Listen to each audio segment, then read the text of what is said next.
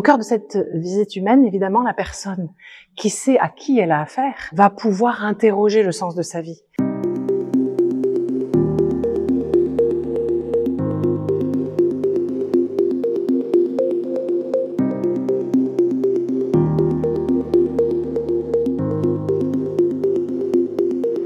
L'aumônier va rencontrer la personne, avant tout sur un plan humain.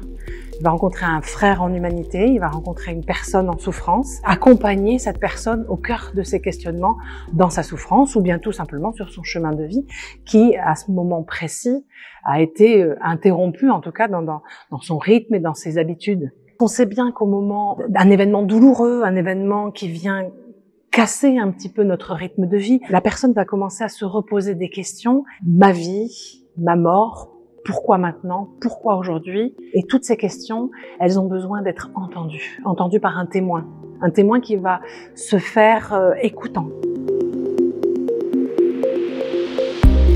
Au cœur de ces questions existentielles, ce témoin n'aura pas grand-chose à dire. Il va recueillir ces interrogations et il se fait en tant qu'homme le témoin d'un autre homme qui trace son chemin d'humanité. Et là va se poser souvent la question de la transcendance. Ça peut être des questions sur Dieu, que ce soit pour l'interroger vivement, pour se mettre en colère, pour le re-questionner, ce Dieu qu'on avait mis de côté tout au long de sa vie. Tous ces questionnements sur cette expérience intime qu'a vécu la personne au cœur de sa souffrance, personne d'autre réellement que l'aumônier ne peut les entendre. En tout cas, l'aumônier a le temps de le faire, il a les moyens de le faire, il a les moyens spirituels, il a les moyens intellectuels de le faire, de les entendre, de les accueillir et de ne pas les juger, de ne pas les nier.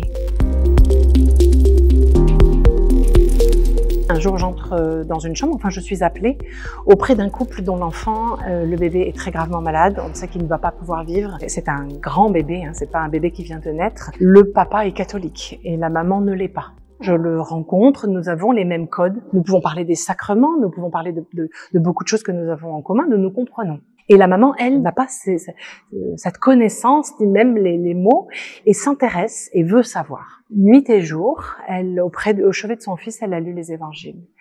Eh bien, cet accompagnement a été un accompagnement assez extraordinaire, parce qu'en réalité, le père m'a appelé, mais c'est la mère que j'ai accompagnée. La mère a réellement fait une expérience de Dieu. Cette maman a continué à vivre parce qu'elle avait compris et elle a eu cette profession de foi extrêmement forte où elle a dit « Maintenant j'ai compris qu'il avait une mère au ciel, qu'il avait un père au ciel et que Jésus, Jésus, c'est son frère. » Et elle me l'a dit comme ça et c'était extrêmement fort.